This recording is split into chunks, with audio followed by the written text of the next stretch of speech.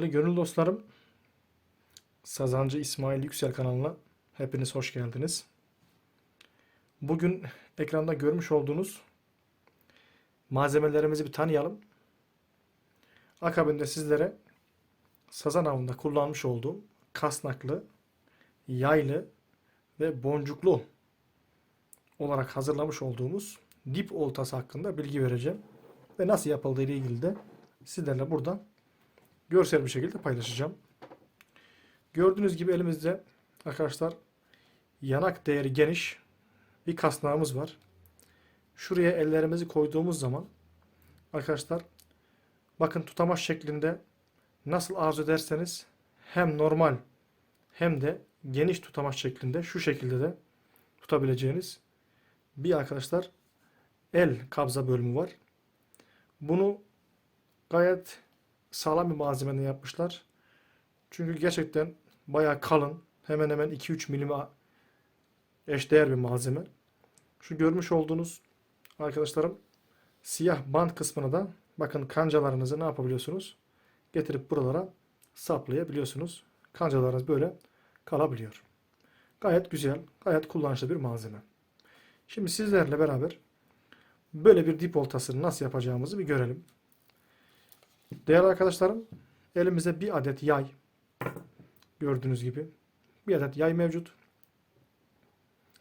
Bu yayımızın hem altına bir hırsız şeklinde hem de üstüne bir tane beden şeklinde bir kanca bağlantısı yapacağız. Ve bu kasnaklı, yaylı, boncuklu dip oltamızı sizlerle beraber yapmaya başlayabiliriz.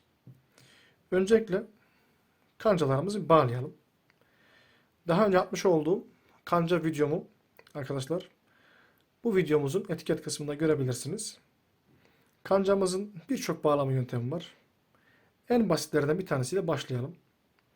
Değerli arkadaşlarım, ipimizi bu şekilde alıyoruz. Şu şekilde arkadaşlar kancamızın altına getiriyoruz. Şöyle fazla alalım. Şu şekilde kalsın. Kancamızın altına getiriyoruz. Şöyle gördüğünüz gibi kancamızın boyutu hakkında da bilgi vereyim sizlere.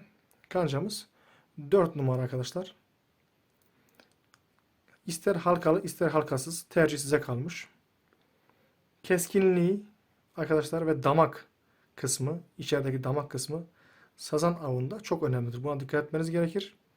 Yani bir balık eğer iğneyi aldıktan sonra kaçabiliyorsa ya keskinliğinden tam oturmadığından ya da arkadaşlar damak genişliğinizin çok zayıf olduğundan kaynaklanır. Bunu unutmayın. Şimdi kancamızı bir bağlayalım. Bakın değerli arkadaşlarım, istediğiniz kadar turlayabilirsiniz. Ben videomuz fazla uzun olmasın diye hemen 4 turla bırakıyorum. Ve tutuyorum bu turumun olduğu yer açılmasın diye.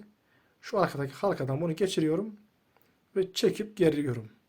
Bakın bağlantı hemen saniyeler içerisinde gerçekleşmiş oluyor. Şu anda kancamızı bağladık. Gördüğünüz gibi. Ben şöyle bir kanca buraya arkadaşlar. Bunun fazlalığını bir alalım. Sağlamlığını arkadaşlar ben gördüğünüz gibi burada şu anda videonun görseli hoş olsun diye farklı bir ip kullanıyorum. Misine kullanmıyorum. Çünkü misine video kayıtlarımızda birazcık görseli bozuyor. Tam anlamıyla ne yapıldığı belli olmuyor. O yüzden renkli ip kullanıyorum. Bunu hemen şöyle göz kararınca bir keseyim. Şöyle ortalama arkadaşlar şu hakkında bilgi vereyim sizlere. Bakın benim karışım hemen hemen 23 santimetre tekabül ediyor. Ben genelde bir karış şeklinde ayarlıyorum. 23 ve 25 santim ideal oluyor. Bakın birinci kancam hazır. Hemen ikinci kancamızı bağlayalım. İkinci kancamızı da aynı mantıkla bağlayabilirsiniz. İpimizi alıyoruz. Fazlasını şu bölüme bırakıyorum. Kancamı alıyorum. Kancam şöyle ters ağzı bana bakıyor. Altına getiriyorum. Hemen 4 turu çekelim. 1 2 3 4. Hemen arkadaşlarım halkasından geçiriyorum. Gergisini alıyorum. İkinci kancamız da hazır hale geldi. Yani saniyeler içerisinde arkadaşlarım ne yapabilirsiniz? Kendinize kasnaklı bir dip oltası yapabilirsiniz. Bakın bunun da boyutlarını ikisini aynı yapmaya çalışıyorum. Şöyle bıraktım. Şu şekilde fazlalığını alıyorum. Gördüğünüz gibi elimde bir yayım var. Şimdi yayımın hırsız kısmına bunu bir bağlayayım. Ne yapıyoruz? Bakın boncuk tercihi çok önemli arkadaşlar. Şu anda ben mat boncuk kullanıyorum. Yani sarı yoğunluğu daha fazla olan bir boncuk kullanıyorum. Bölgesine göre farklı boncuk tiplerimiz var. Bunları da yine farklı bir videomuzda paylaşımını sizlerle gerçekleştireceğim inşallah. Bunu birinci halkamızda şöyle bir geçirelim. Bakın şu şekilde bir duruş sergiledi şu anda. Şöyle bir görün. Duruşu bu şekilde arkadaşlar. Boncukla iğnenin uyumu çok önemli. Eğer boncuk küçük, iğne çok büyükse iğne çok sırıtacaktır. Ya da tam tersi. Kanca çok büyük. Boncuk da çok büyük olursa ne olacak? Bu sefer de birbirleriyle ters orantı olduğu için sazan vakumladığı anda bu boncuğu hissedecektir. Ve bu sefer ne olacaktır arkadaşlarım? Kesinlikle hayvan bunu tekrar tükürecektir. Bu da maalesef e, yakalamamanıza sebebiyet verecektir. Şu uyum yani 4 numara iğne ve şu boncuk uyumu gayet ideal. Hatta bu boncuktan bir tık daha küçük olması benim sizlere tavsiyemdir. Bilginiz olsun. Bu tamam. Bunu hemen ne yapalım? Halkamızın bir tanesini yani yayımızın halkasının bir tanesini bağlayabiliriz. Bağlamak için geçiriyorum halkamızı. Değerli arkadaşlar buna geçirdikten sonra bakın şuradayken şöyleyken bir tane iş düğüm atıyorum şöyle sıkmadan. Gayet yavaş bir şekilde germeden yani germeden atıyorum. Bunu yine dediğim gibi turlamanız size kalmış. 1, 2, 3 tur. Bunun turu ne kadar fazla olursa o kadar iyi olur ama 4'ü 5'i geçirmeyin. Şurada küçük bir halka oluşuyor bakın o turdan sonra. Bu halkanın içinden geçiriyorsunuz. Tekrar bir daha bu halkanın içinden geçiriyorsunuz. Bunu 2 defa yapmanızı tavsiye ediyorum. Birinciyi geçirin, ikinciyi de geçiriyorum. Ve arkadaşlar burada ne yapıyorsunuz? Bunun gergisini alacaksınız. Şu şekilde bir görüntü elde edeceksiniz bakın.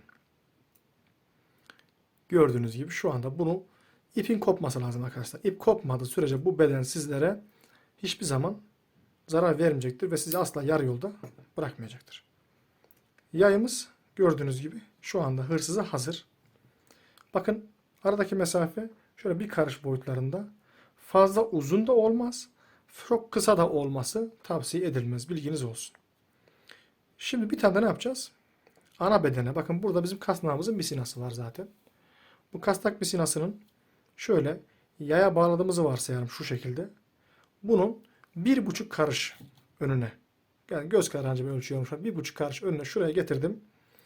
Yani iğneyi bağladıktan sonra iğne şurada durduğunu varsayalım. İğnenin ucu şu yayın halka kısmına değmeyecek. Onun için aradaki mesafeyi kendiniz ayarlayın. Değerse sıkıntı olur arkadaşlar bilginiz olsun. Bunun için de ne yapıyoruz? Boncuğumuzu geçiriyoruz. İkinci boncuklu kancamız da hazır. Bunu da getiriyoruz. Bakın sizlere çapari yani bedene bağlamayı gösteriyorum. Bunu arkadaşlar çok farklı yöntemleri var. Burada bizim yapacağımız şöyle bir T oluşturmak. Bakın T'nizi oluşturdunuz. Bu T'leri şöyle düzlüyorsunuz. İçerisinden bakın düz mantık arkadaşlar. Başka hiç ekstra bir durum yok. Bu çok kolay bir şey. 1 2 Burada ben sizlere dördüncüyü tavsiye ederim. Şu anda video uzamasında 3 tane atıyorum. 3 tane yaptım. Ve bunun gergisini hem misinadan hem de halkadan alacağım. Şimdi görüyorsunuz. Fazlalığını keselim.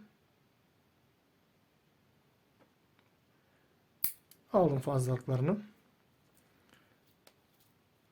Şöyle bir ana bedene oluşturdum hat. Ve ne yapacağım? Şurada da ne yapacağız arkadaşlar? Bir tane halkamız kalmıştı yayımızda. Onu da buraya bağlıyoruz.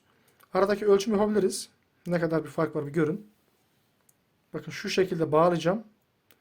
Bunu ölçüyorum şu an. Bakın göz kararını şöyle ölçüyorum. Şurada kalsın. Şurada şöyle gelsin. Şu şekilde olsun arkadaşlar. Buradaki farkı şöyle görün. Bakın hemen hemen Hemen hemen.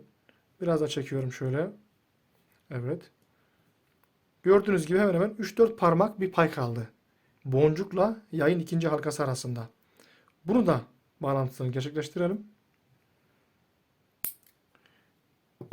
Aynı mantıkla ne yapıyoruz? Misina olduğu için bakın görselde belki problem yaşıyor olabilirsiniz. Misinamızı bağlıyorum. Bir tane normal düğüm atıyorum.